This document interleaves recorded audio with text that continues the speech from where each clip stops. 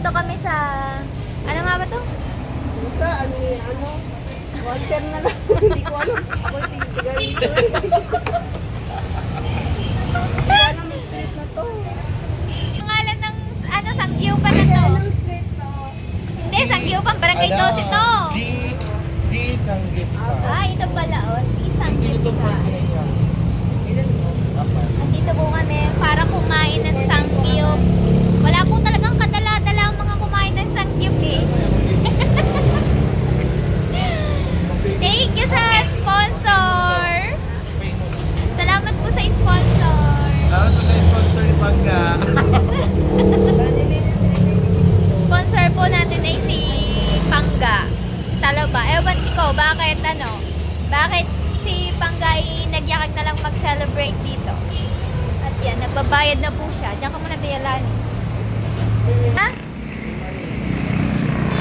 So, dapat muna magbayad bago kumain. Oo nga, diba? May pre-ba ditong ice cream. Wala.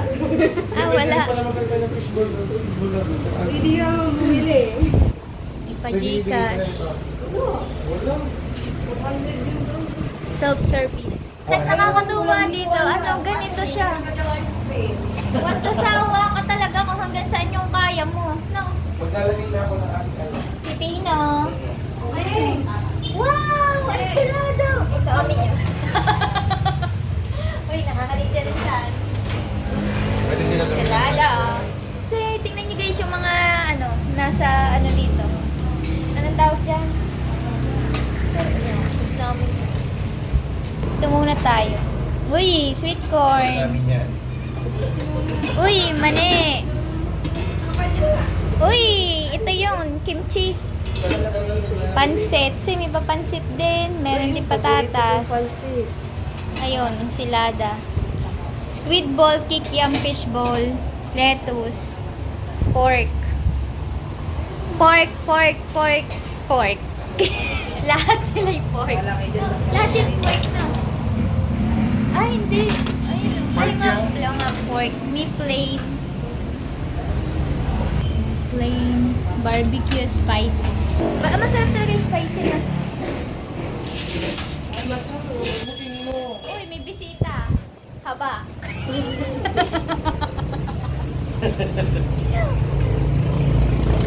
Ayan, nakain ka pa ng dahon. Kumukuha ka dyan. Sarap to. Ito paborito ko. Kulay. Nakain ka ba ng dahon? Ayun. Pero ngayon kakain tayo. Tsaka makakapamili ka. Baka matataba yung makuha na maibigay sa'yo, pero mapipili mo na hindi matataba. Tsaka ang ganda ng lettuce nila. Fresh na fresh. Paano ito malulutay? Wala namang mantika. Bagong din. Sarap. Ate, kami na po Kami mo na. lahat. May self-service. Okay po, thank you po.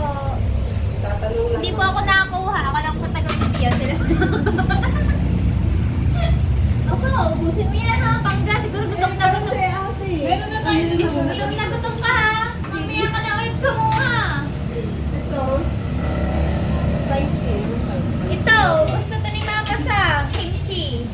Oo nga, doon ko nilagay ni Pangga. Ayun, meron na rin doon. Isa lang. Dagdagan mo pa.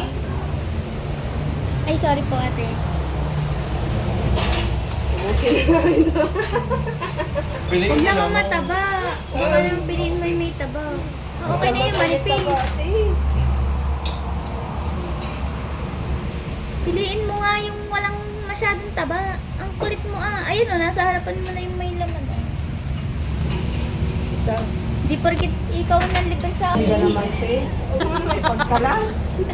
Sa lahat yung pagka... Isang taon na pala tindahan ko. Sabi ko eh. Bibili naman Oh, tayo. say, isang taon na daw ang tindahan niya. Oo, sa Oo nga, 15. oo nga, Anniversary niya eh. Oo nga. Ma. Isang taon na nga. Isang taon na ikaw nag-challenge. Ay, pwede pa naman tayo bumalik eh. Tamang tambay lang ako dito. Sila ang gumagawa. Dawa ako. Ako nakaupo lang. Sila eh.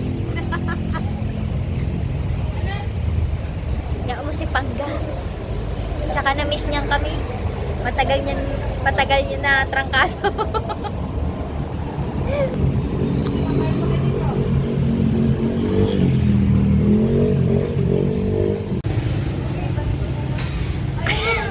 Gaya mo lang. Changlani, luto na. Akin yung pinaka-mounty. Oh, alam na alam ng pangga ang aking pinaka-mounty. Ano ba kasi? Kasi may tinidor naman, bakit ba? Kasi nagpupumilit ka sa chopstick. Nag-aaral ako Nang, mag-chopstick para pagdating ko nang ano? Korea. Sa kapunta, to the moon. Pagdating ko Korea, marunong na ako. Sa Korea talaga. Korea. Doon sa Korea. Cheese. Ano naman yan? Dadalhin niya daw. Thank you, Pangga. Kaya tinig sa libre. Ay, tinan mo. Thank you, Pangga. Sagot ako. Anong nakain mo? Wala, kasi wala na akong time sa inyo. Say! Time! Thank you, Lord. Lali, wag mo naman. Gusto mo kumain mo naman yun. Kainan na! And dyan guys, so nakauwi na kami. Hindi na ako nakapag-vlog ng ayos doon. Kasi ang daming tao at saka gutom na kami. So yun nga, natapos na. Maraming salamat kay Pangga, kay IB, kay Talaba Girl. Ewan ko kung ano pangalan ang gusto niyong itawag sa kanya. Siya yung nanlibre nun talaga. Hindi po talaga siya sa ibang sponsor. Hindi namin alam kung bakit nanlibre si Pangga. Na-surprise kami doon. Pero maraming salamat. At syempre, nag-enjoy kami. So, nagpalit na ako ng damit kasi puro talsik ako ng ng mantika. Ang lagkit ko kanina. Ang dalas ng ganito. Yan. Pandalas na kasi kami doon. Ang daming kumakain. Grabe. Maliit lang siya pero ang dami niyang kumakain. Pandalas na kaming nagtapos kasi ang dami nang nakatayo tapos wala na silang maupuan. Eh, malapit na din naman kami matapos. Inuubos na lang namin yun. Kaya, yun. Pandalas na naming iniwan at nagbihis at ang lagkit-lagkit. Ang dami naming nakain at saka syempre nag-enjoy ako sa pepino. Favorite ko talaga yung pepino. Kami ni Mama Sang, kami lang dalawa. Sila hindi. At yun, mga kaniknek, ano pa ba yung share ko? Sa, sa tungkol po dun sa aking habibi ay, wait lang, hihinga lang po ako. Yan. Tungkol kay ang aking Canadian boy. Yan. Grabe naman yung mga comment niya sa akin. Yung tungkol sa kanya. Nag-uusap pa naman po kami. Huwag po kayong dyan. Huwag nyo akong imarites agad. Tapos may mga nagko-comment dyan na iniwan na daw ako kasi nagsawa na daw sa akin. Kaya humanap na daw ako ng kakumpare. Kakumpare. Ayoko kaya ng kumpare. Yun. At may mga comment pa na malandi daw ako. Uy, grabe siya. Maghanap nung naging boyfriend ko si Canadian boy.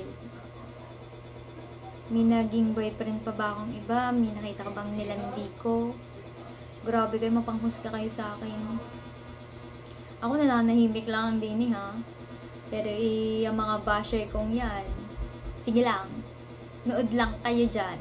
Okay lang kung ano yung mga i-comment nyo sa akin. Tatanggapin ko yan. Ganun talaga pag nasa social media ka. Shay! Yun, okay po kami ni Canadian boy. Busy lang po talaga siya at nagwo-work. At yun na nga po, ang wala lang po sa amin ngayon ay yung time. Kasi nga, busy po siya. Alam nga naman po, nagtatrabaho po siya kausap niya ako. Ano na lang gagawin niya doon, pagalitan siya. Kaya po, hindi na po kami araw-araw nag-uusap. wala nang video call, ano na lang, message, chat na lang. Minsan lang, tatawag po siya ng ilang minutes lang. Kasi, ilang minutes lang naman yung break, di ba? Yung break ha, yung kakain, hindi yung hiwalay. Yun. Huwag po kayo mag-alala. Laban lang. Lalaban lang kami. Kahit ano pang pagsubok ang dumating diyan, ay kami ay lalaban lamang. Kung hindi nyo man po siya makita sa live ko, or ka-video call ko siya, kung hindi nyo makita, nakausap ko siya, ay kayo na lang po yung umintindi. Ako kasi naiintindihan ko ang sarili ko, naiintindihan ko siya kung bakit ganito yung nangyayari sa amin ngayon. Syempre, kaya siya nagtatrabaho para sa future namin. Future namin. Hindi naman forever na lagi na lang kami magkausap, 24 oras, diba? Yan. Pero,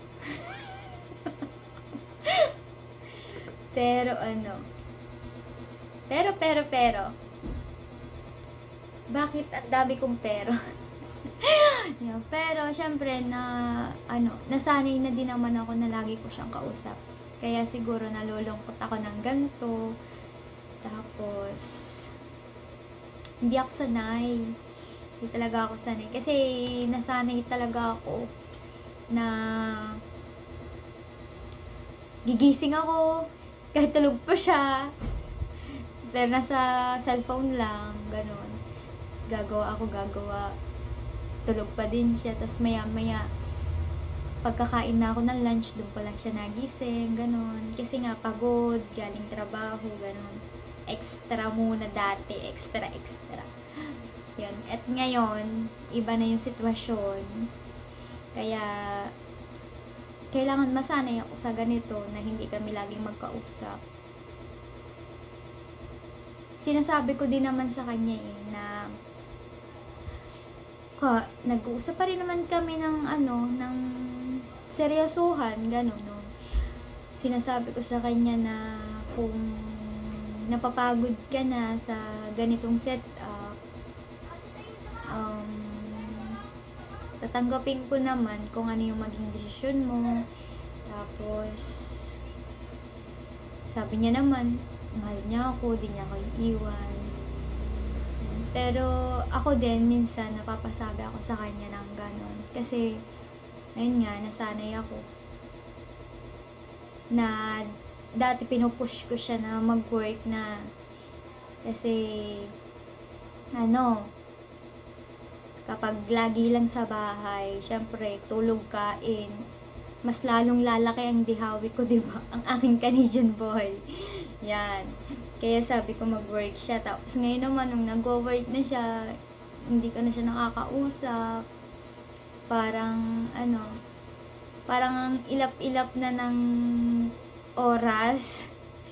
Yun, hindi ko na alam kung ano. Tapos may pumapasok sa isip ko. Kasi may mga talaga, may mga